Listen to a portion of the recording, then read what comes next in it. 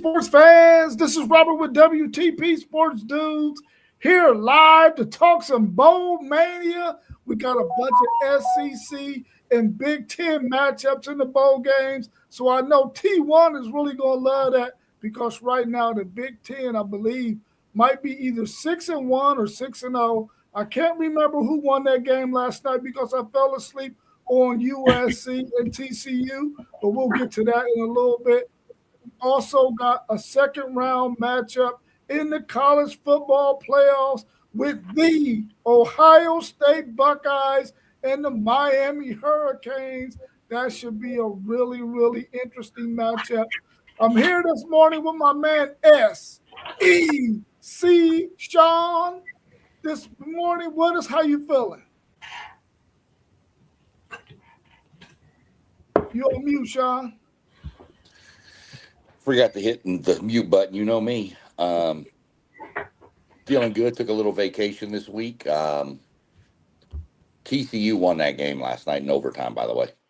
Oh, okay. 30-27. Pretty good game. Don't worry, I fell asleep too. But I got up this morning and hit ESPN and checked the score. Pretty impressive showing by that kid making his first start for TCU. Of course, I mean, he's got experience in the SEC because he was a quarterback at Vanderbilt. So, pretty good, though. Hope everybody's doing good. I know got some funky weather out there, so, everybody need to stay warm.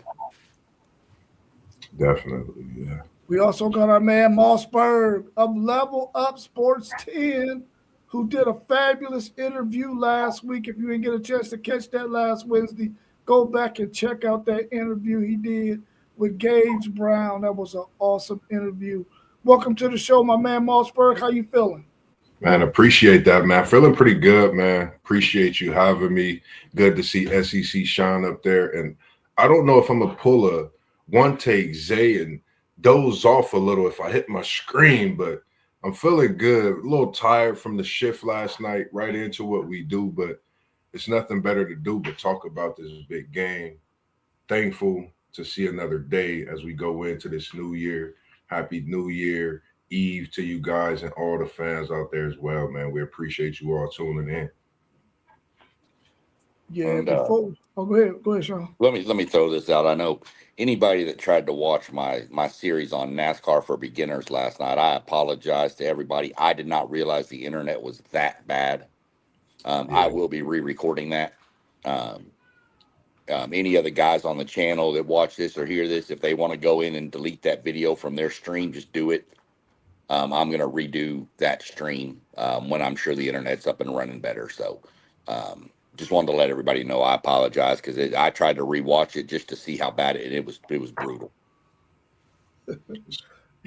Yeah, I did also this morning, SEC Sean, and yeah, it wasn't to the standard that you want it to be. So I'm gonna probably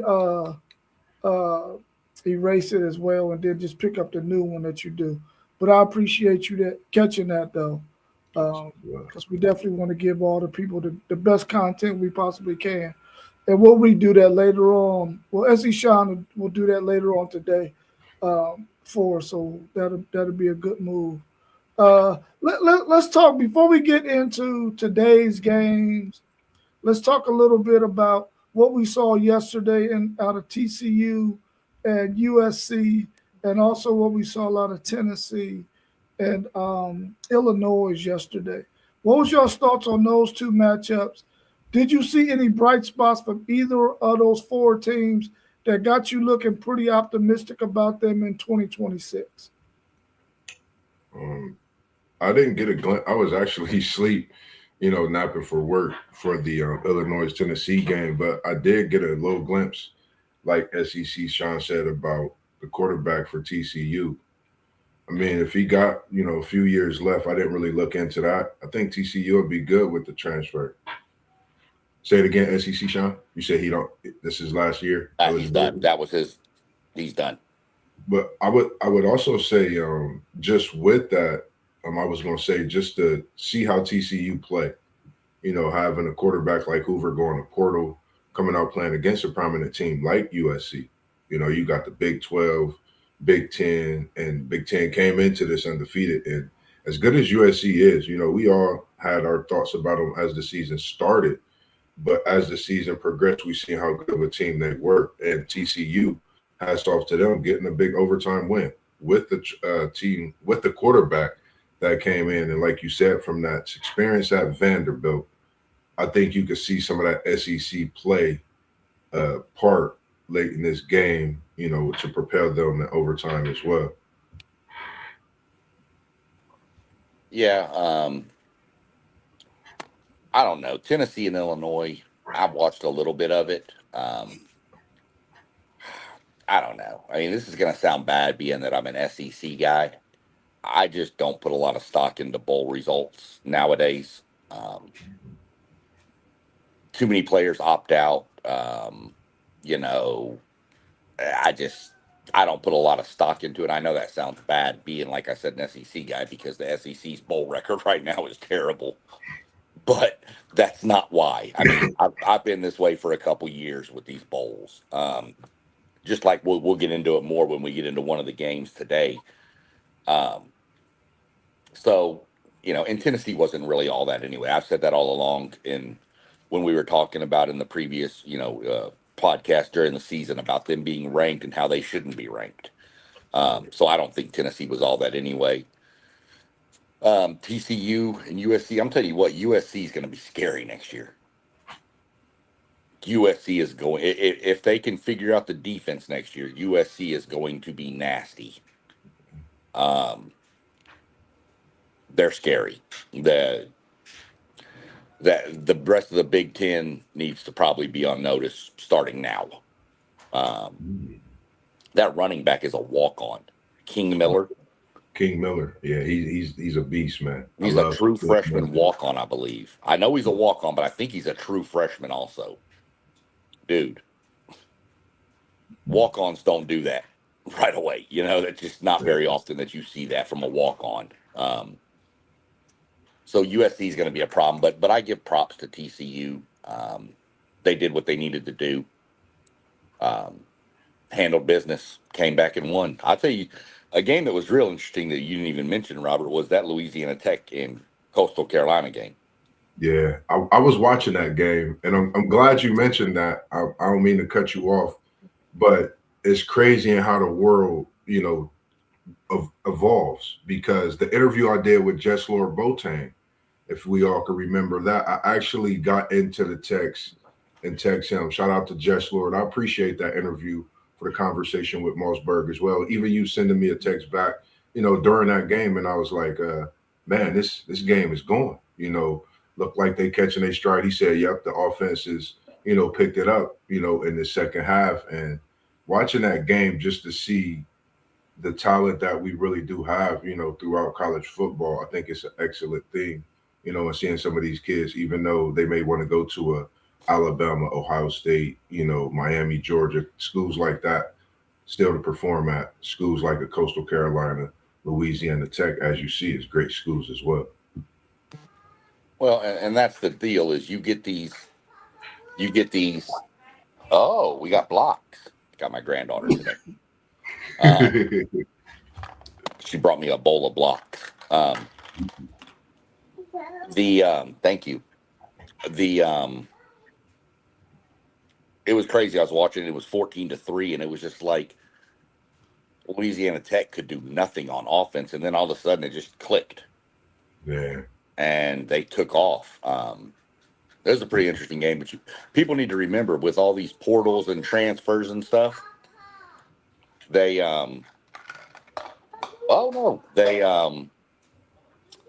whatchamacallit, these kids that go to like Bama, Ohio State, A&M, Texas, that don't play, that transfer, they wind up at those schools. Yeah. Well, yeah. If any of those big top four, power schools recruits these kids, there's obviously talent on that kid. And then he winds up with all that talent at a smaller program, nothing to take away from the smaller programs.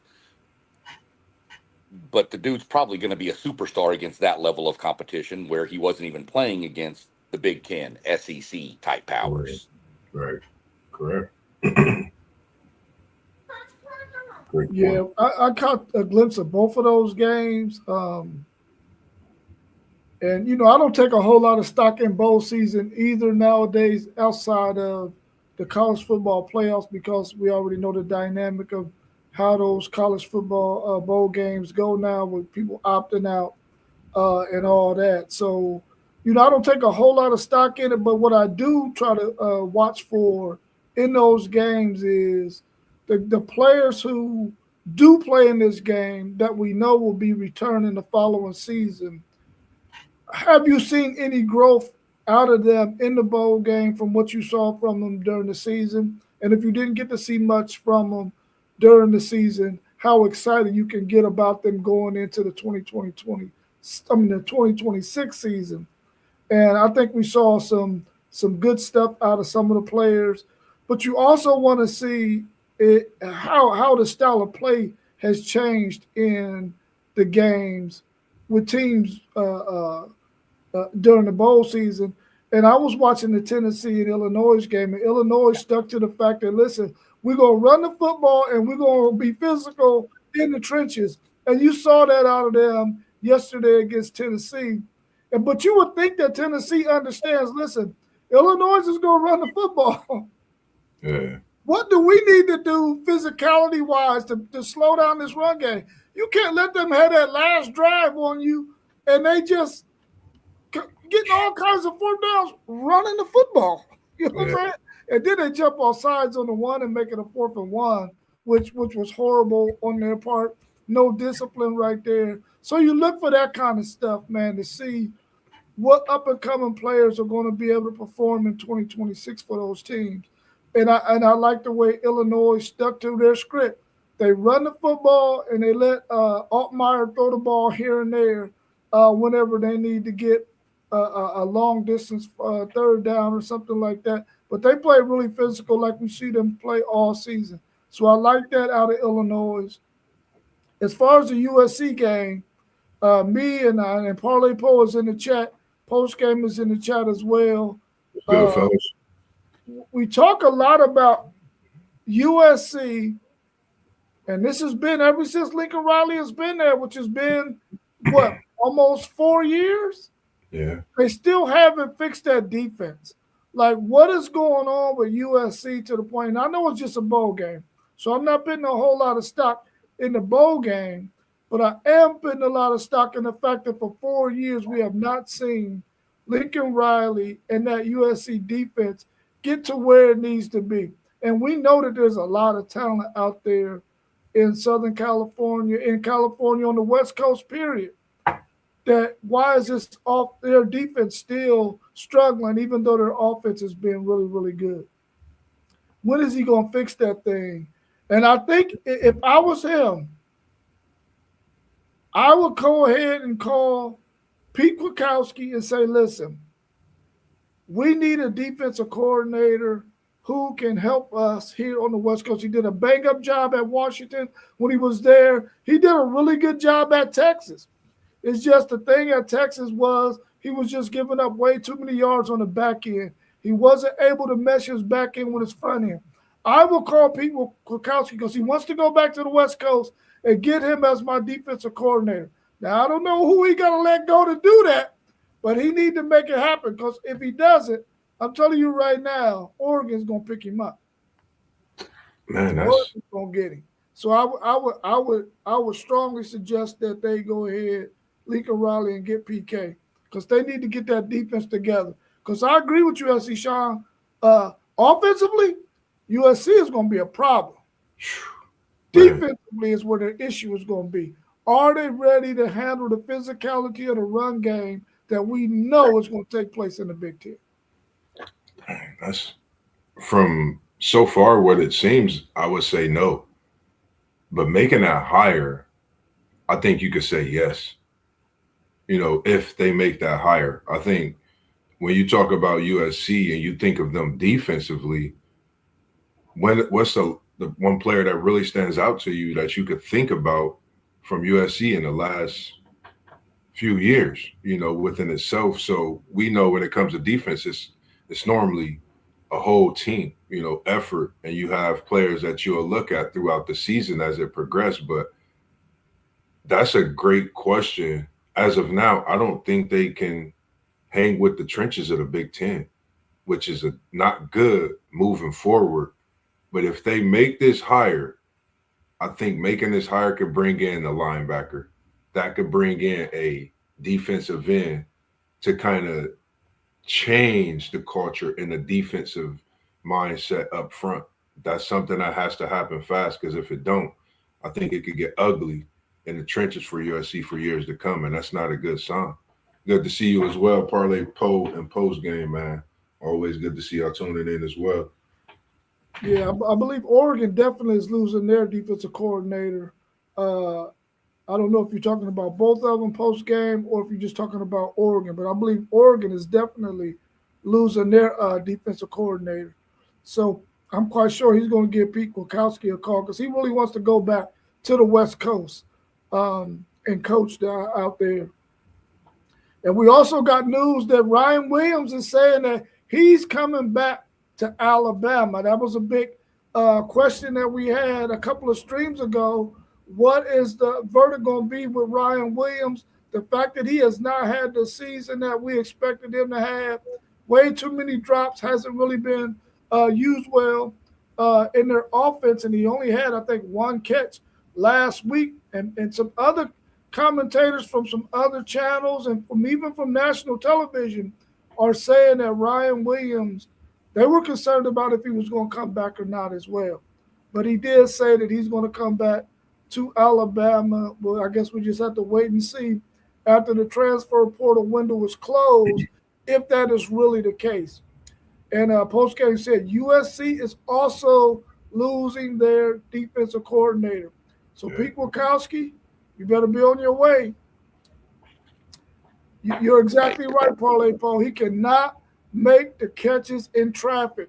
He's really not a natural pass catcher like I thought he was. Because whenever he gets in some traffic, he gets a little bit timid. But he got to get his concentration together so that way he can make those catches in traffic. Because he's going to need to do that, especially if he's going to be an NFL wide receiver. Otherwise, he won't be there long. Yeah. That's for sure. Real quick, is that static on your end? Do you hear him? Yeah, I can hear it on my end. See, I hear it when you talk. Yeah, I can hear it. Yeah, it's a little choppy, SEC, Sean. Yeah, I'm wondering if it was I don't know if it's mine because I hear massive static when both of y'all talk. Just go out and come back in. Yeah, it might reset it. Back. Okay. Well, let's look at this first game that's up today at noon. We got number 23 Iowa versus number 14 Vanderbilt. Of course, that game is at noon. Let me know what you think about that matchup and how it's looking for you on your end. Let me see if I can fix this thing real quick. For me, in this matchup, for myself, this is actually a pretty good game.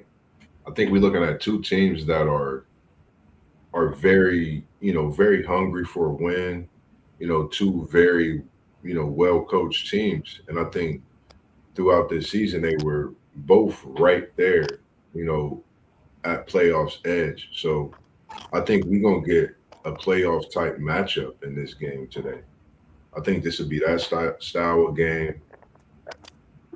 I'm gonna go Vanderbilt's way. When you have a quarterback like Pavia, who's been there, who's done this for years, I'm gonna take Vanderbilt in this one. It's gonna be a close game. I think Iowa could definitely be the team to play that great defense, but I definitely will go with Vanderbilt for the win in this one.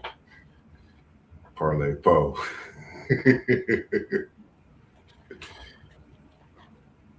What's your thoughts on this matchup between 23 Iowa and 14 Vanderbilt, SEC, Sean? Iowa's got a killer defense, but I think Pavia's got something to prove. I know Stowers isn't playing in this game, but I think Diego Pavia is going to try to make a statement. I think Vanderbilt is probably going to beat Iowa. No score prediction on it, but I think they win. I think Pavia has a game though. But we're gonna see what happens. Vanderbilt's defense hasn't been great all year, so we'll see. Iowa's not known for their offense either, though. So um, I think it's a strength on strength is Vandy's offense versus Iowa's defense. But like I said, I think Pavia's got something to prove. I think he's gonna just ball out today. I think Vanderbilt wins. Yeah, if there's one dude in college football who in a meaningless bowl game is going to go out there and give 1,000,000%, is Diego Pavia. I think that Iowa defense is going to give him some challenges though, especially if he doesn't have that tight end with him today. Um, and then their defense isn't the greatest. They don't tackle that well. So I'm thinking that the physicality of Iowa might be able to run the football and keep the ball away from Pavia. I want to see him be able to go out there and light it up though, on his last time out here, because I don't think they're going to grant him another year of eligibility. But I'm anxious to see this game though, to see if Iowa's defense can slow down Pavia, and can their offense, Iowa's offense that is, can it keep the ball away from Diego Pavia running the football? Because I think the physicality of Iowa might be the difference in this game to really make this a lower scoring game. Because Pavia want to drop 40 bomb on you, and I don't know if he's going to be able to do that today. But I'm really looking forward to this matchup because I think it's a good matchup of team strengths against the other team's strength. Even though Iowa's offense isn't that good, I think they can run the ball and be physical in this one. Great. Yeah, Parlay Poe was going with Iowa as well. I think that this is a game that Iowa can definitely win because they're going to be much more physical, and they're not going to abandon what they do. They're going to stick with what their game plan is, and that's usually what they do week in and week out. And they got that nice linebacker too. So I think Pavia, but yeah, this Iowa team can win. They definitely can win it. Yeah. What do y'all think about Arizona State versus Duke? What are y'all looking forward to in this game? We know they're not going to be playing with Sam Levitt in this game.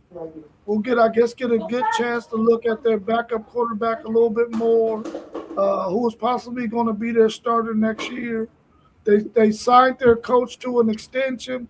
Maybe Sam Levitt won't leave. We'll have to wait and see because the portal opens up in a couple of days. What's your thoughts on this matchup? I think losing Levitt is going to be a big problem for Arizona State.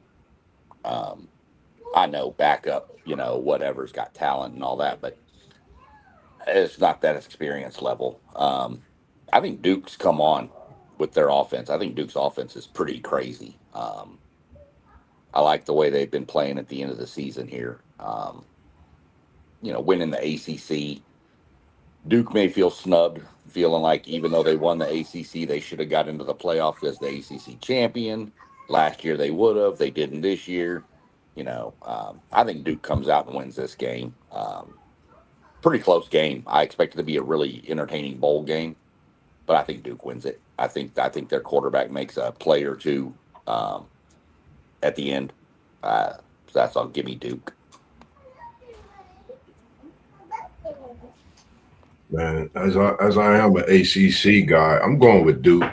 I picked Arizona State earlier to win the Big 12, but knowing they having issues with Levitt, not knowing if he's going to transfer, of course, I don't think he's going to play in this game. Don't know if he's staying. I want to see some Cameron Crazies out there for this Duke Blue Devils football team. Let's have a sighting of the Cameron Crazies in El Paso for this bowl game. Please, if you hear me, show up for the Blue Devils. Duke win, and they keep marching towards they lost 2, they won 3, got snubbed out the playoff, won the ACC championship. Duke is going to bring the mob out, and they win in a big game today, and they set it off for the entrance into the 26th season with a big win to start the new year against this Arizona State Sun Devils team this afternoon. Yeah, I'm going Duke as well. If nothing else, Duke is going to play some really good defense because they got a defensive-minded head coach Yeah. who is a real good defensive mind. So I'm thinking that without Sam Levitt, and that Duke defense is going to be able to slow down whoever they put at the quarterback position for Arizona State. So I'm definitely going with Duke. And I like Duke's quarterback too. I mean, he can make some plays, uh, running and throwing. So I Yeah. think Duke's going to win this game. It's going to be a very, very interesting matchup because I really like Arizona State's coach, a young guy who's really innovative, who's really motivating. And if he has time to plan for you, he can scheme up some things defensively as well. But I think Duke wins a really, really close game. It's going to be a really nice matchup. It's not going to be, I don't think it's going to be one of those games where you watch it and be bored. I think it's going to be a pretty exciting matchup, even though they're not two teams that you would normally want to sit in front of a television to watch. And that game will be played at 2 p.m.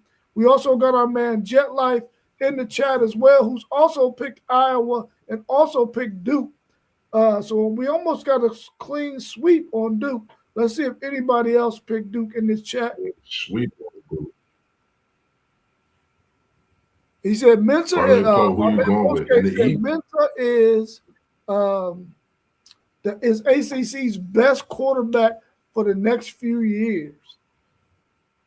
Well, he's How probably you the feel best. about that, Ballsburg? Well, with the portal opening, that's hard to say. But he's probably the best returning that's on the team right now. Nah, I honestly can't deny what he's saying, man. This Mensa kid, I know what we have in Florida State coming in. They got to prove themselves. It's going to take a few years. This kid Mensa is proving himself. If you look at his season this year, what he's done with this team led them to an ACC championship. Quiet as kept has had a better season than some of those guys in the SEC. And we know that dual threat quarterbacks that they talk about over there in the Norris Sellers, and it's another one I can't remember his name, but I think Mensa needs to be recognized in this next few years. As Parlay Post said, I'm glad he mentioned that, but hands down, I think he will be. If he stays at Duke and he stays in the ACC, if the portal is kind to these Duke Blue Devils, Duke could be in the playoffs next year. I know it's a tough stretch, and I know I say some wild predictions. I said Carolina would be in the playoffs and possibly win the division on the NFL side. So my preseason is if Duke can get some portal luck and things shaking their way, they can get in the playoff next year. Wild prediction, and it's a bold one.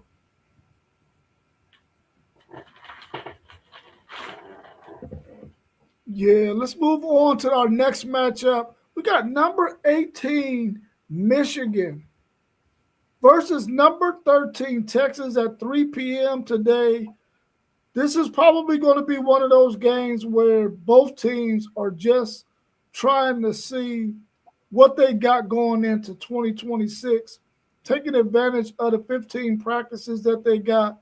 I don't think either one of these teams are expecting a whole lot in terms of going out there and trying. I mean, of course, they want to win the game, but I don't think that's their biggest concern. Their biggest concern is trying to get some guys some playing time going into 2026, in my opinion. What's y'all's thoughts on this matchup, and how do y'all see it going? You got it. You got it, SEC, Sean. You can start it. This game here, I don't have any idea, man. Of course, up here, I'm going to hear a bunch of Michigan. I don't see Michigan winning this game at all. Then again, I turn around and I look at this game and I'm realizing who does Texas even have playing? Your receivers are gone, all your running backs are gone. What are we going to have on the side? Who's playing? I guess I could see Michigan springing the upset here. I guess you could call it an upset. But that's, do these kids that have the new coach that's going to be watching them, the younger kids are going to try to put on a show to show that we deserve to be here. So I could see this game swinging any way. I'm going to lean Texas in this game. And most of y'all that know me know I do not pick Texas to win games. But I'm going to go with Texas in this game. I just think that Arch Manning has a little more experience and he makes a couple more plays. And that Texas, depending on who plays in that Texas secondary and how they tackle, I think will determine this game. Yeah, my question, who's playing in this game, both sides of the ball? If you have the teams that played on both sides the last game of the season, I definitely think this is going to be a great game, actually. Me personally, when I seen this matchup, I thought this was the best bowl game we'll have outside of the playoff. I think you're going to actually see the opposite of what we think. I think Michigan and Texas is going to come out and show down. I think this is going to be one of them kick back. You should have a barbecue grill going right now. Tito's in your cup, parlay po, getting ready for the 3 p.m. showdown. Because I think Arch and Underwood is going to give us a show. If Arch and Underwood is playing in today's game, I think we're about to see a show. And I remember the comparisons when I made Julian, Arch, Underwood. You could look at these three, and right now, it seems like Julian has the edge in the way that his production is. And I mean, it's a lot of things that happen with that, but I'm going to go Texas in this game. I'm going Texas. I just think if you have those teams playing with the players that they played with the last game, Texas comes out on top. Yeah, I'm very interested in just seeing what Steve Sarkisian has been able to manage with the fact that he got 4 running backs who decided they're going to hit the portal. 2 of which are his main 2 running backs, being Trey Wisner and Cedric Baxter. The other 2 was already gone from the program during mid-season. So I'm anxious to see what James Simon is going to be able to do. I'm anxious to see what Christian Clark is going to be able to do at the running back position. But also, super athlete Michael Terry is going to be playing some running back as well. I want to be able to see what this young man can do in this game against Michigan, we already know that Michigan has a really good front seven. And they got some guys who decided to, excuse me, who decided to opt out, especially I think both of their bookends might have opted out and maybe a defensive tackle. So I'm anxious to see what Texas is going to be able to do with Dylan McCutcheon playing in the slot, if he's going to get a lot of run there, and what Arch Manning is going to be able to do in this game in terms of managing the football game, because I'm quite sure Michigan's defensive coordinator is going to give him a whole lot of different looks and try to get his timing off and keep him from being able to stay in that pocket and just set his feet and find wide receivers. And on the offensive side of the ball, though, for Michigan, I know they're going to – I wouldn't be surprised if they played 13 personnel the majority of the game and just run the football a lot. I think that's probably what they expect to do. I would like to see them do that because I want to see Texas work on, especially guys like Colin Simmons, and then be able to face a team that's going to stick to the run and run the football a lot, so that those guys can get that preparation going into the next year in the SEC. So I'm anxious to see that part of it. And then, of course, Texas has 7 defensive starters who are not going to be playing in this game. They either opted out their transfer or they are hitting the transfer portal or they're going to the NFL. So that's going to be interesting to see what is Nansen going to be able to do with the defense, playing all non-starters at the linebacker position, playing a guy at the defensive end position who is a true freshman, playing some corners who are true freshmen, some safeties who are true freshmen. Just being able to see all those guys get some action. I'm going to be looking at that. Do I want Texas to win the game? Of course. I want to be able to say Texas won their last game. But I'm not that much concerned about that as much as I am seeing how well the players who hadn't had the opportunity to play, how well they play in this opportunity that they're about to get, and how much they took advantage of the 15 practices that they got. I'm hoping that Texas wins this game. I think it's definitely a winnable game for Texas, but it's also a winnable game for Michigan as well. So I'm anxious to see this game. I'll be glued into it at 3:00, and I probably will not move away from the TV until that game is over. Mm-hmm. Let's see what we got in the chat real quick.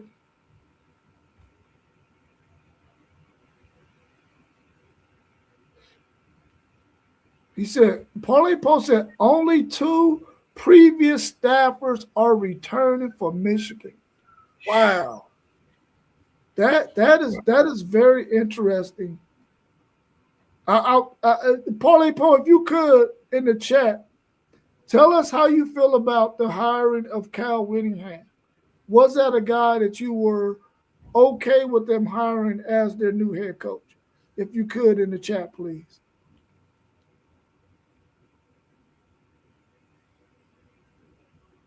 Yeah, SEC Sean, the internet is just a little bit out of whack today. Might just be that weather, man. Might just be the weather. Normally it's not like that. Right. What's your thoughts on Nebraska versus number 15 Utah?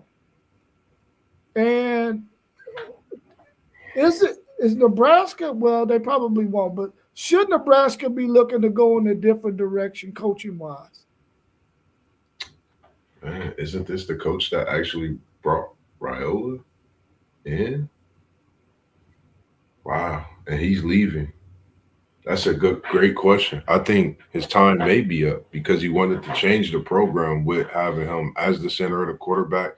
But respectively, I think they give him this year to try to figure out, see if he could possibly bounce back and turn some heads with a possibility of something happening on the portal side.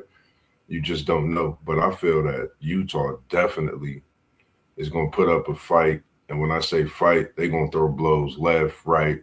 They might even have a little bitty combo. I just don't think Nebraska has anything for this Utah team today.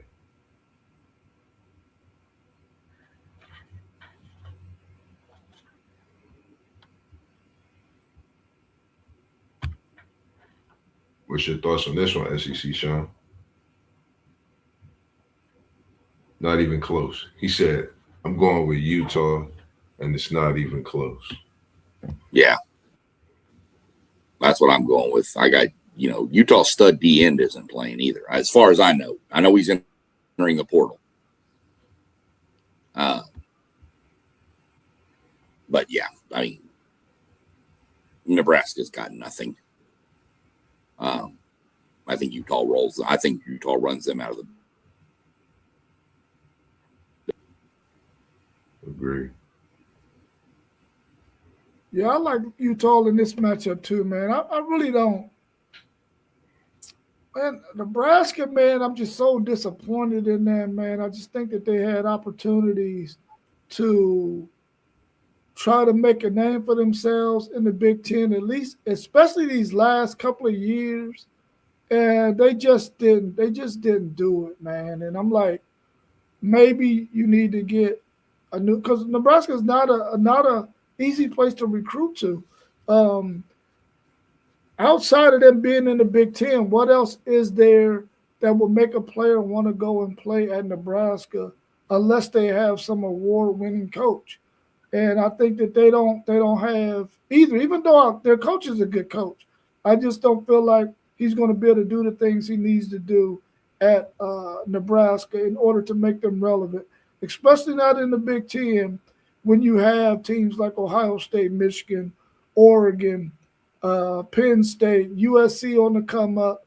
It's going to be hard to get over top of those 5 or 6 teams uh, when you aren't able to recruit at the level that you want to.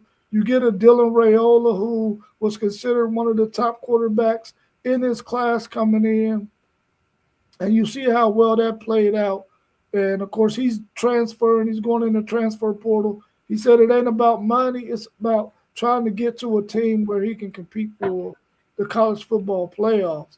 And he definitely will not be able to do that at Nebraska, especially not when you got all those other Big Ten teams ahead of them.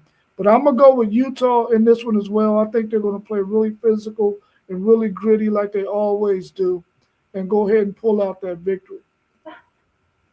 Our man Parlay Poe said, I wanted a young guy from Arizona State, but the way Urban Liar is talking about Willingham, I love it.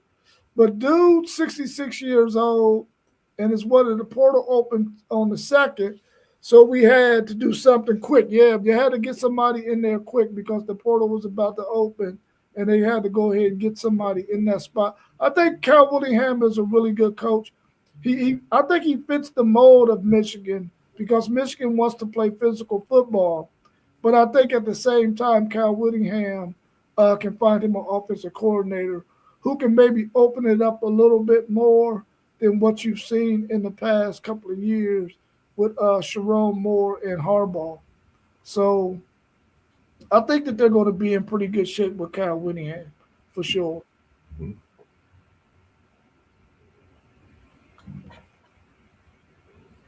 Our man, old Texas Tech man 9144 says, Big 12 rules. BYU kicks Georgia Tech's butt. Houston kicks LSU's butt. TCU kicks USC's butt. Big 12 better get some respect now. Well, old Texas Tech man 9144, we all respect your opinion and all that good stuff, but it's bowl season, bro. It's bowl season. You can hang that on the mantle though because they did win those games. But at the same time, how much stock are you really taking in these bowl games, in the matchups outside of the college football playoffs? But we get your point, and that is true. Those teams in the Big 12 did win those games over some really worthy opponents. Some really worthy opponents.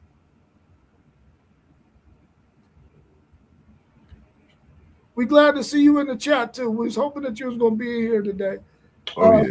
We can hear something about your Texas Tech team that's going to be playing tomorrow. We're going to also do a show tomorrow and with those games that's going to be taking place on New Year's Day. The last game we got on the slate before we get into some of the questions in the chat is number 10 Miami versus number 2 Ohio State. How do y'all see this game going? Is Miami going to be able to score enough points on that Ohio State defense to pull out this victory? They playing here today, right? No, they're playing in the Cotton Bowl in Dallas, Texas. See, now I've been working too much. I forgot where they was playing in this game, but I got my eyes on this game because I was looking at the last 10 games. I was kind of thinking how I could really narrow this game down. You talking about Fletcher, you talking about Jackson, 2 running backs over 1,000. Talk about Beck, you talk about Julian, both respectively top quarterbacks in college football right now, based on their resume. You talking about trenches, you talk about secondary. Ohio State has that secondary. Trenches is close, and I'm gonna give that edge to Miami. Then you got Bain, who's a game wrecker, and he's the type of player that could wreck a game like today, just with his presence. And then if his counterpart on the opposite side get loose, shout out to KT and Justin, your Hurricanes have made the playoff. They got in and they doing what they do, and everyone else up there that's a Hurricane fan. But for Ohio State, I think this game is close. It's not like what they thought years ago. Ohio State win this game. I think if they, like I always see them in games like a game today, they get a run, as in Jackson, to get a stretch and get a touchdown, you can see a barrage of points with this OSU team. They get pressure on Beck. It's over with early. Ohio State 34-17.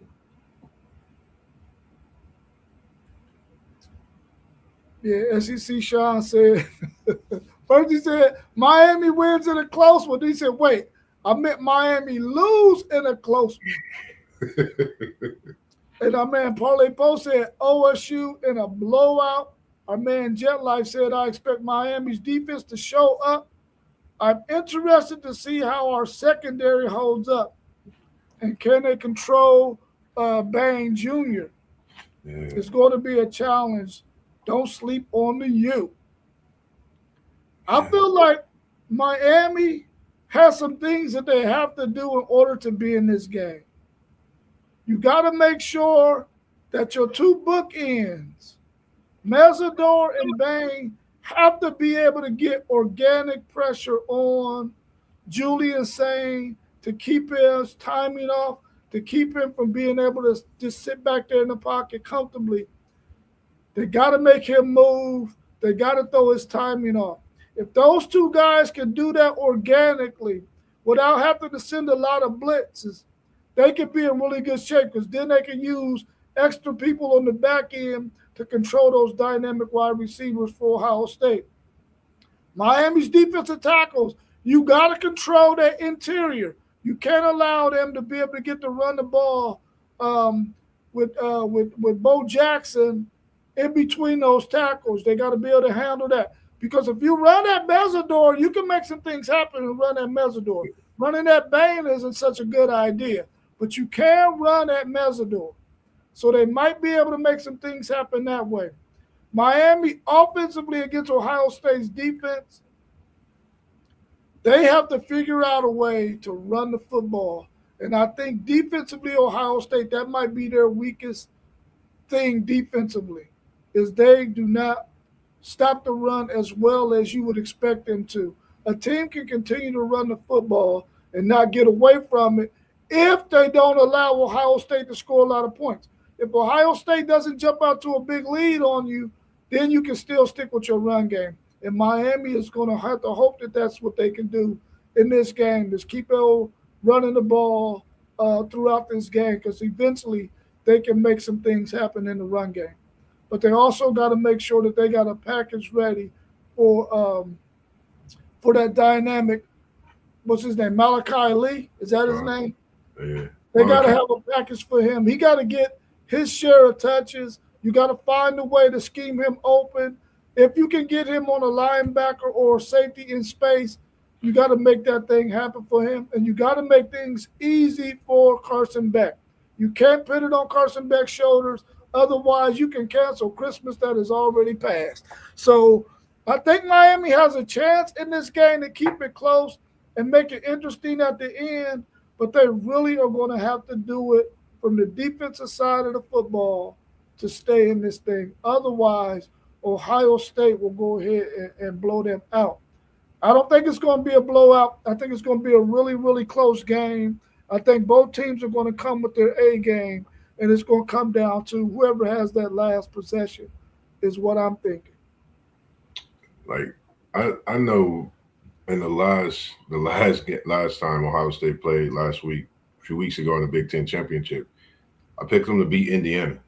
And the crazy thing, I looked at some of the big games we've had, minus the Texas game when I pick Ohio State for some reason, they lose. And this is just me even over the years. So this Miami team is scary. I think when you think about Fletcher, the way he played that first game, everybody, I don't think anybody's seen that coming, but Miami knows the capabilities. They know Ohio State can't stop the run. That's one thing we do know. But can they press up against the run against a team like Miami and put downs down there to put a stop on Fletcher? And, that's one of the biggest things for me. If Fletcher gets 60 yards at halftime, I think this could be a scary game because I think you go in a halftime and you got to make adjustments. But respectively with Ohio State, if they can run the ball, that gives them more of an offensive onslaught. As we know, when they get to the playoff, they unload a playbook that we're not used to seeing, formations that we don't see. And we know they have Smitty from Old Block Folk. We cannot forget that. And we got to respect the fact that they can possibly be on another path for what they did last season. So we don't know. This Miami team is dangerous. I think if you asking for a game that you must watch, must see, because you're gonna see a great game down to possibly the wire, even though I picked it 34-17. Just having some quick thoughts. This gonna be a closer game than I think. I'm gonna still go with Ohio State, but I think this is gonna be a close game. You want to add your statements, SEC Sean, or you want me to read them off? We'll try if it's working. You sound very good. I've been jumping between the internet, my computer, and my phone back and forth. So if it sounded good right now, then we'll go ahead and go through it. I mean, Miami has to run the ball. They can't put it on Carson Beck. He can't be the be all end all for this game.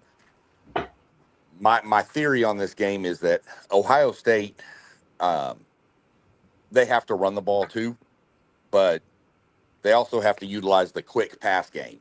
You can't have Saying sitting back there for 4 or 5 seconds holding the ball, waiting on deep shots. He won't have that kind of time. Not against this D line. This D line is nasty. I saw it firsthand up close against what A&M had one of the better offensive lines in college football, and Miami just abused it. Like I said, Indiana sacked Saying 5 times, and Miami's D line's better than Indiana's. So we're gonna see how that plays out. I do think Ohio State wins. I know Miami is one of the programs that has had a lot of success in history, but it's been a while since they've been on this stage. This Ohio State team's used to this. Being said, I mean, I could see Miami upsetting them, but I think, if you play this game 10 times, I think Ohio State wins it 8 out of 10. We'll just see how it all plays out in the end, but I'll go with Ohio State in a close one. Less than a touchdown game. So, but I would not be shocked at all if Miami does pull the upset. The crazy thing about this game is just knowing the fact that Crystal Ball have not crystal balled as we spoke on. He's, kept this Miami team right where they need to be. They've constantly won games on this back end of the season. And I think when you look at their losses now at this point in the season, wow, we see why they have them in a playoff. I think they're a dangerous team. And the reason I say that because their back's been against the wall since halfway through the season when no one felt they should be in a playoff, even after wins, that they had this season as they continued to win. So we do got to give this Miami team credit as they are competing against the reigning champs in Ohio State. So I think Malachi is a big part of what Miami want to do today, as well as Fletcher. I think having Carson Beck, and I said this last week, I think that's a difference maker when you get at these points in the season. You're in a playoff. Must I repeat? He's won a few of these games, not just a few. He's got championships to prove it as well. So when you have, but he didn't play. Not to cut you off, Moss, but he didn't play. He wasn't the quarterback. He was the backup on those Georgia teams. He played in a bowl game. He played in one in bowl games, but he played in one championship game. He played in one. No, he may have played in it. Yeah, I think the one they blew TCU out in, but he was the backup to Stetson Bennett. He wasn't the starter in those games. That's what I'm saying. The only game he started in the playoffs has been the game, I want to say, no, he didn't even start it last year. Yeah, he started last year. Started last year. No, he was injured. Gunnar Stockton started that game because he was out with an injury because he got injured in the SEC championship game against Texas. So I'm like, for me, it's more so just the same thing still. I mean, his experience, all of that plays a part in my whole about Carson Beck. So just I still having him there makes a difference. I No mean, doubt. I mean, I he think, does have experience. There's no lie. He has experience. I'm not arguing that point at all. I just think, and then I mean, that's really the main point in what they're doing. I think in Miami, he's playing that part at quarterback, being exactly what they need. As long as they could be steady in that, I think they can definitely get a win. You know, I think Miami's coaching staff understands that. Listen, we got a quarterback who has experience, who could manage games. We just can't expect him to go out there and win games for us. We've already seen that when you put the ball in his hands and he has to make plays, it comes down to, is he going to make the play or is he going to turn the ball over? And we all can agree that more often than not, when the game is on the line and he has to make a play, we've seen many times where he has turned the ball over. And I think they understand that now that they've been in the college football playoffs, they understand that we cannot put this game on our quarterback shoulders. We got to have a run game and get the ball to our talented athletes and let them win the game for us, not put it on Carson Beck to do. And I think if they can continue to do that and they can keep Ohio State from scoring at will, they can be in this game.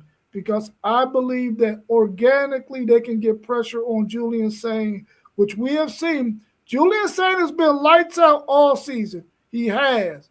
But in the instances where we have seen that whenever you can get pressure on him, you can neutralize their passing game. And that's really with any quarterback. But we know that for sure you can do that with Julian Sain because we've seen it in a couple of games this season, especially when he didn't have Carnell Tate, and especially when he didn't have Jeremiah Smith, and we definitely seen it against Indiana. Indiana had a really good formula for putting pressure on him. I think that Miami can take something from that and make that thing happen. Do I think Ohio State wins this game? I do. I think they win a really good, close game, and I think it can possibly come down to whoever has the ball last to either run out the clock or to either score and get the walk-off score, whether it be a field goal or a touchdown. I think it's going to come down to that, but they cannot put this ball in Beck's hand. You're exactly right, Parlay Pro. Beck will get that ball up. Old Texas Tech man 9144 is going with the Buckeyes. Our man Jet Life is going with the Buckeyes. And our man Postgame said if Ohio State can run the ball, it's a wrap quick. I agree. If they can run the football and they can go and do the other stuff that they have to do, because they're going to slow down that pass rush at that point, they're going to be hard to beat.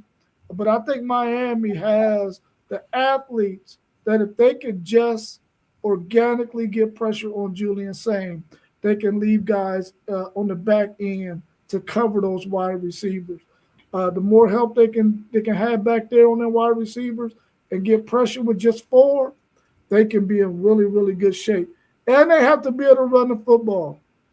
They can't abandon the run. They got to establish it, and they got to force Ohio State to not be able to substitute their defensive linemen the way they want to.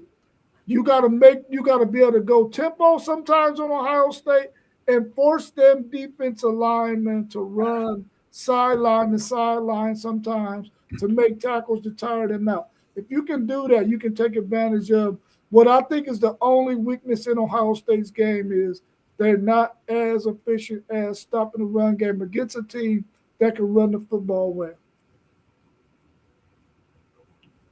We got a couple of questions in the chat I would like for us to tackle.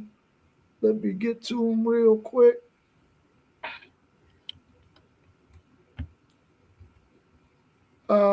What's your thoughts on what we have seen so far this bowl season? We talked a little bit about that. Do y'all got any other thoughts about what we've seen so far in this bowl season?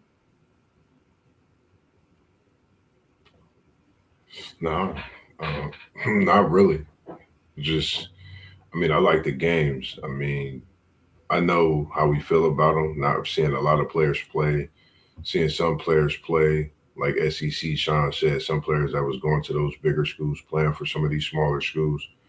But everything so far, man, is lived up to what it should be.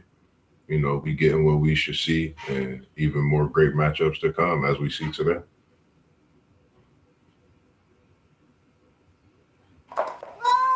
Yeah, I mean, like I said, there's been some good matchups, but I've watched more. I like more so far of the bowl games that have come up of the smaller schools, watching those kids because most of those players play. Whether it be trying to play to get a bigger deal next year at a bigger school or whatever the case may be. I just, some of the bigger schools, there's just, like I said, too many opt outs. Bowl season's not what it used to be. Um, So, I mean, I prefer the playoff over the bowl system to determine the national title, but it's kind of killed bowl season a little bit.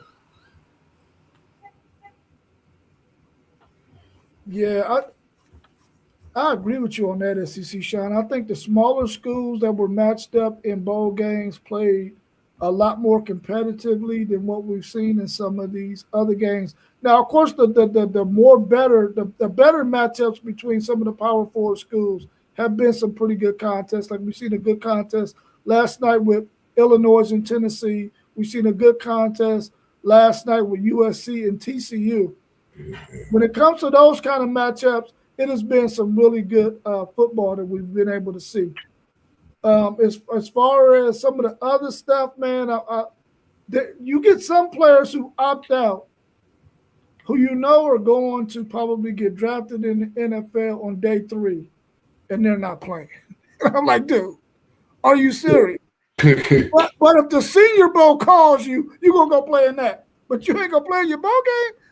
And are they doing that because they don't want to take away from a younger person behind them having the opportunity to take advantage of those 15 practices? Or are they doing it because they really think that they're going to go work on improving their stock in the NFL by now starting to train? So it's kind of confusing to me because I'm like, I'm going to take a player from Texas, for instance. Love him to death. But I just don't understand why he's not playing in this bowl game. Ethan Burke. Ethan Burke is going to get drafted in the NFL. Yes, he is. But he's probably a day 3 pick. Why are you not playing in this game? Are you not playing in it because you're not going to be there next year and you want to give Lance Jackson an opportunity to take advantage of these 15 practices? Or are you doing it because you think you're going to go all of a sudden work on some kind of skill that when you go to the combine, if you get invited, that you're going to show out in the 3-cone drill or something like that? I'm like, dude, what NFL teams have already seen about you, they've already seen. I understand that.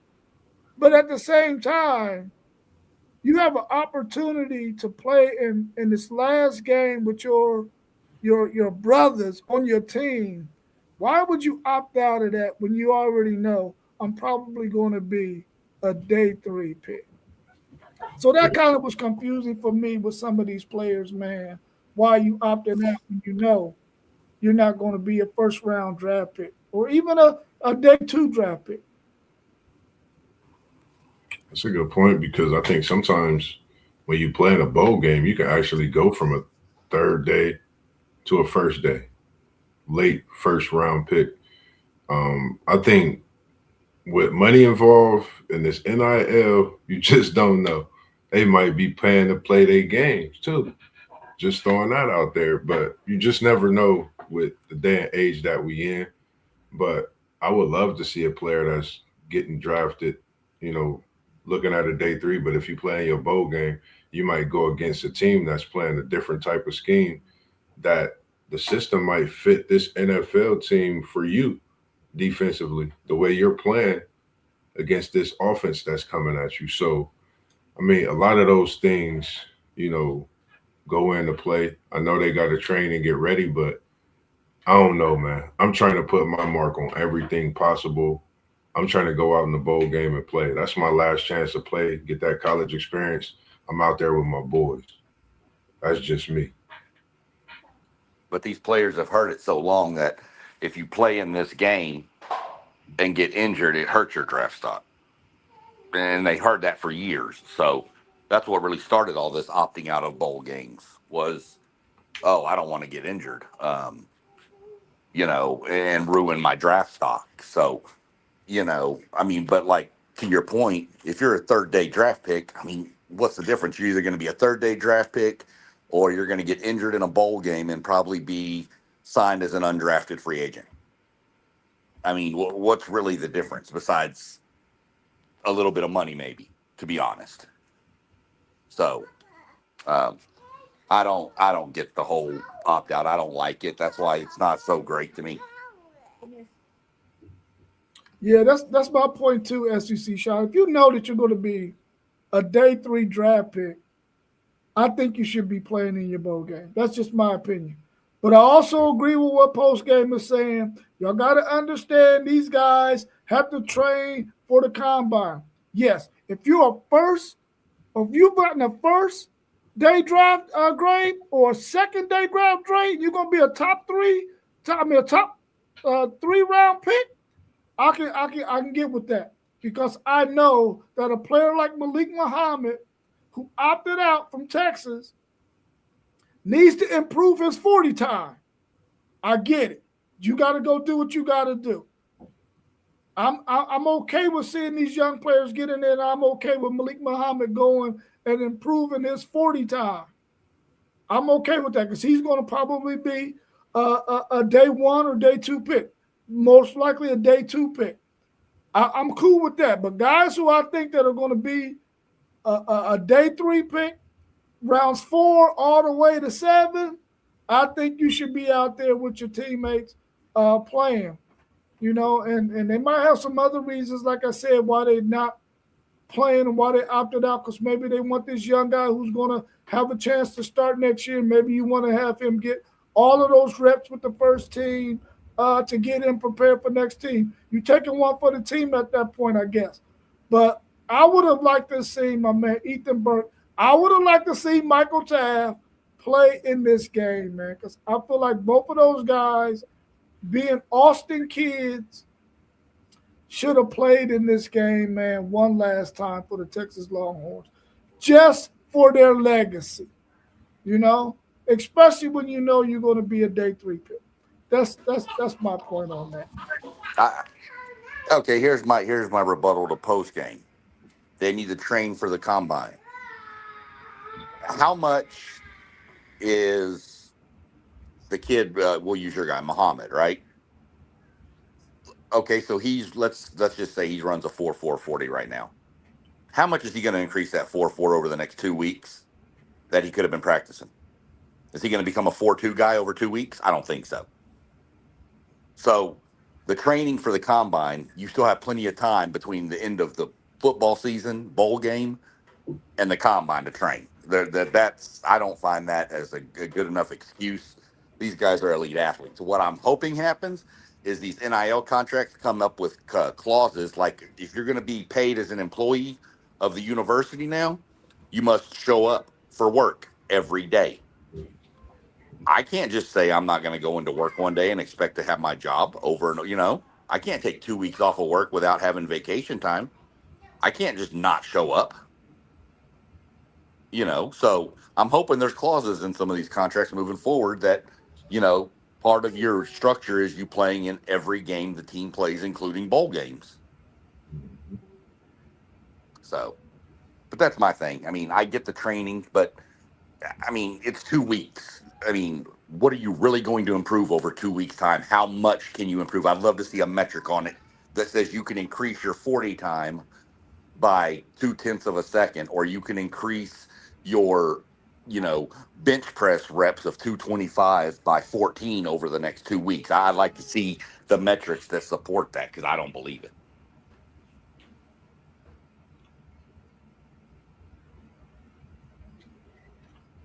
Yeah, I think we all agree with you on that post game. Of course, we know these guys want to improve their draft stock. I guess our pushback is within this 15 practice window, how much can you improve over that time span as opposed to waiting until after it's done and then you go into your training? Because the combine isn't until what, April? May, somewhere around there, where you still have maybe 3 months of training that you could do to get ready for it. But I agree. I think guys should improve their draft stock as much as they can, especially once they've gotten their draft grade back from the NFL. And if they got an opportunity to take themselves from an early second round draft pick to a late first round draft pick, or a early third round draft pick to a late second round draft pick, I think they should invest the time in doing that. I just don't know if that window of time really affects them or helps them that much, like my man SEC Shine is saying. But I agree with you. You don't want to go to that combine and be a 4-6 guy, especially not playing wide receiver or cornerback. Running back sometimes can get that off, but as a DB and as a wide receiver, you definitely don't want to be running 4-6s.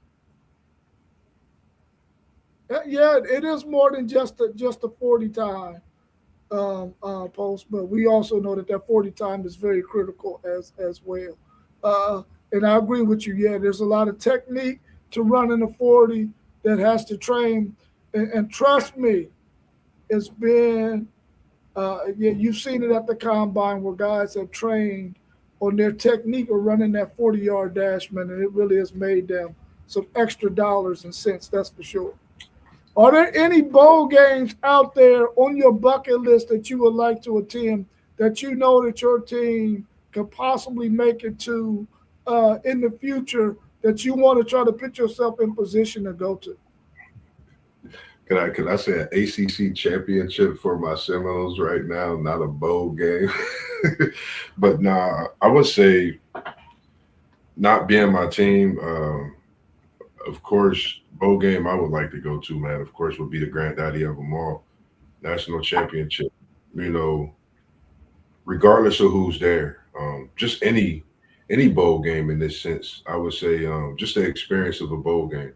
Everyone know I experienced going to South Bend this year, just a few months ago, and I think the college football atmosphere is different. You know, it's different than the regular sports game, regular basketball game. But I think when you talk about bowl, you getting a bigger fan base. You getting people that's lived this, that's breathed this. You get the feeling in the stadium. So for me, it's just any game. You know, any college football game, just getting that feeling in that stadium with that home crowd, seeing how they are, you know, for their team, rooting their team on, and seeing how we are crazed fans about our team, but seeing someone else have that same energy for their team is just, man, it's uncanny, and just seeing it is impeccable. It's great. It's wonderful. It's everything you could ask for. So for me, just seeing any college football game, but the Miami Ohio State, of course, I think that's the one I would want to see right now in this playoff. I mean, the easy answer for this is the Rose Bowl. That's the easy answer to this whole question. Um, just the biggest whole wide spectacle. Thank you. Um, I mean, I've been to the Cotton Bowl, not the new Cotton Bowl at AT&T Stadium, the original Cotton Bowl, where they play the Red River rival game, and that is a great atmosphere. I went there back in the early '90s. We went every year when A&M was playing. I mean, they played Florida State in the Cotton Bowl, which was the de facto national championship game. We played Notre Dame there, where the infamous "we stole Tim Brown's towel" game. Um, you know, there's just so many different things that the Cotton Bowl, the original Cotton Bowl, was one of the greatest of them all. But I'd love to go to like the Rose Bowl, the Fiesta Bowl, just some of those different ones. I'd be excited to go to um, to believe it or not, the Sun Bowl, just to go visit El Paso and just the Yeah, scenery. San Antonio to the Alamo Bowl, where all of the Riverwalk and the stuff. Just I like to go to bowl games that have something fun to do in the cities. Would love to see that blue field in Boise. Yeah, I mean, going to a baseball game at Fenway or a football game at Fenway Park. Yeah, You it's know, crazy. stuff like that that you don't get to see. See every day. So Yeah. those are some of the ones I'd go to. Yeah, I agree with you both, man. I mean, the Rose Bowl has to be at the top of the list, even though that's not probably a bowl game that Texas is going to end up in very much here in the near future, even though they went back to back years back in 2004, 2005. It's probably not the way the format is set up now that they will probably end up at. But if they did, I would definitely like to go to that game.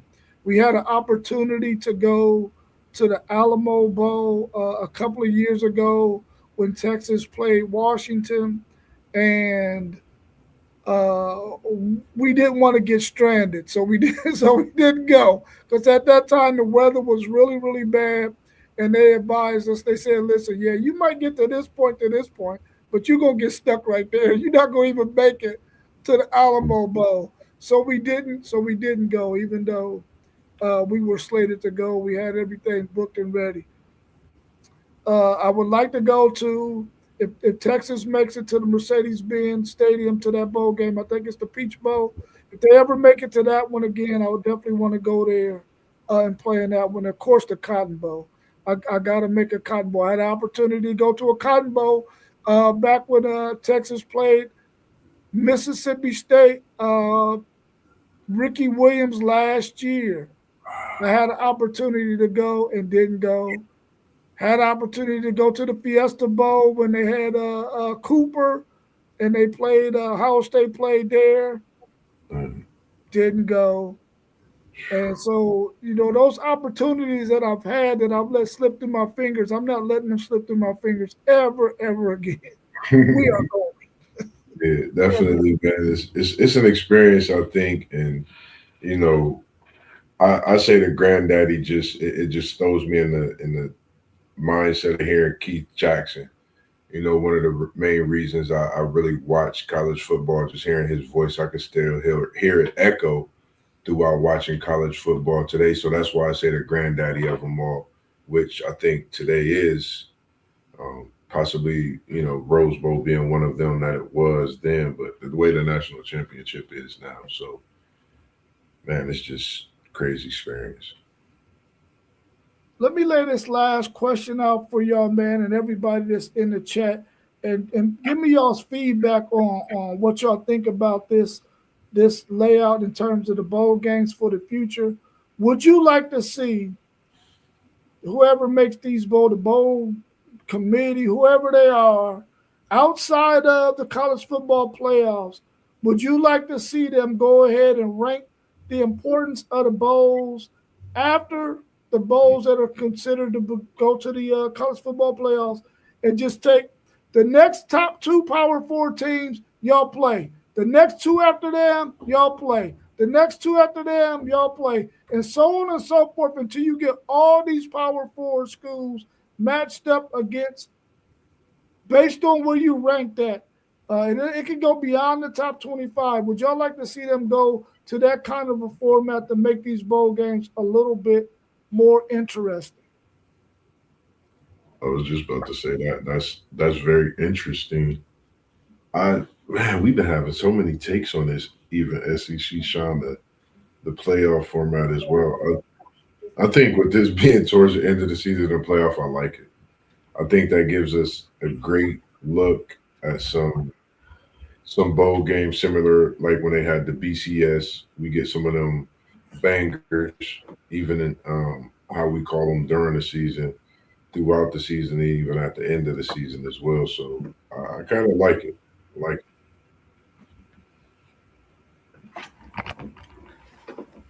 I mean, I could see it. I mean, the my problem with it is for the teams that are so-called leftovers in the Power Four conferences, I mean, what level are we looking at? Are you looking at, the number, let's say the SEC gets two teams into the playoff. So their third team then plays like the fourth or fifth rated team out of the Big Ten. So, I mean, where are your matchups going to be to make it exciting? I mean, it's a pretty good idea. I'm one that I prefer, um, just I like the lower level, not lower level, that sounds bad, but the smaller schools, you know, playing each other. I mean, I think if you get a matchup of the Power Four conferences playing in a tournament style, you get people going to be complaining that we're getting the same matchups every year. We're getting the same matchups every year. We're getting the same matchups every year. Kind of like go back to the BCS or even the 14 playoff where people are like, it's the same four teams every year. So they expanded it, right? I think that's what you would get in a scenario like that. But I mean, instead of, like the teams, like instead of involving the group of five teams in the playoff, why not take like the James Madison and put them against USC? Take Tulane and put them against somebody else, in a bowl game, a Power Four school. See how they do. So that I'd be more in a favor of something like that than just the same old, because you're going to run into a situation where teams are going to be the same, and you're going to get something like Michigan and A&M playing 3 years in a row in the same bowl game, and people are going to get bored of it. Yeah, I could see that. I could see that. I could see that. I would like to see them come up with some more favorable matchups, man. Some more interesting matchups. However they decide to do it. I mean, I think they do as good as they can do right now with the way they got it set up.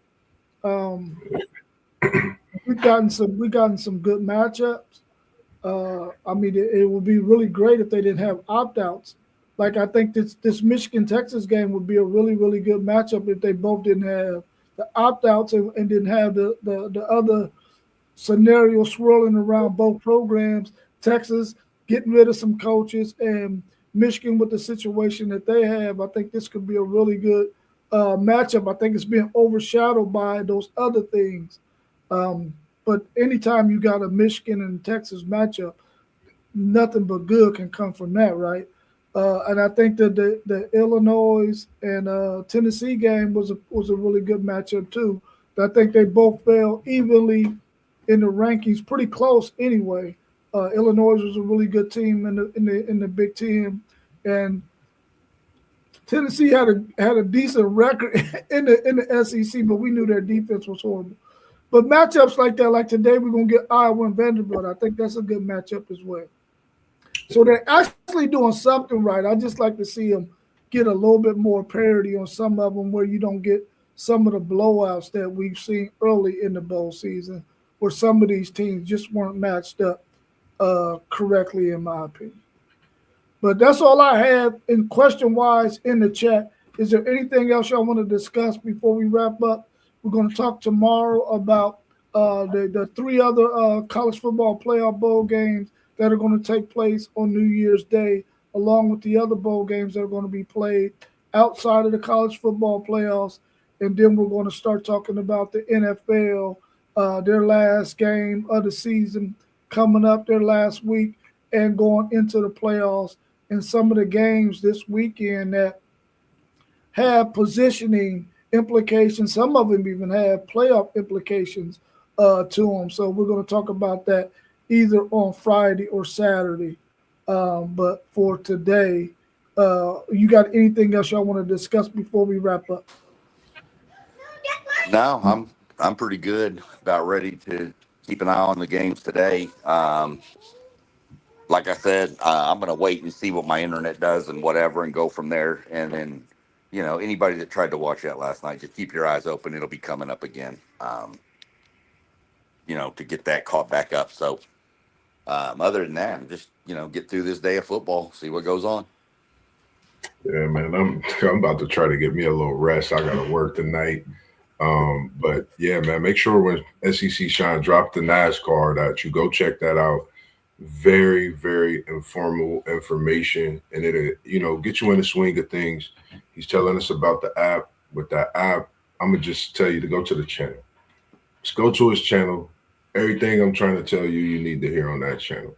Like and subscribe to his channel. Matter of fact, like and subscribe to everything you see down there. WTP for life. WTP Sports Deuce is his channel on YouTube. Level Up Sports Channel is myself, Moss Berg, Moss B, Parlay Poe of the Blissberg podcast channel. You got Post Game 86. You got City League TV. It's on Facebook as well as YouTube. And you got One Take Zay that's going to be coming. And you have SEC Shine as well. And we're going to have the great Griffey Griff on here coming soon, even more as he's getting through the schedule with his daughter, and his work schedule been pretty busy lately. But we appreciate you all tuning in every day that we see you, whether it's a Monday, Wednesday, Friday, but through the week we do, and we appreciate it. So with that being said, make sure you like, subscribe, and stay tuned in with the homies of the WTP Sports Dudes. This is what we do. We love it, and we're going to be coming at you with more. And stay tuned for the next conversation with Mossberg and Post coming soon.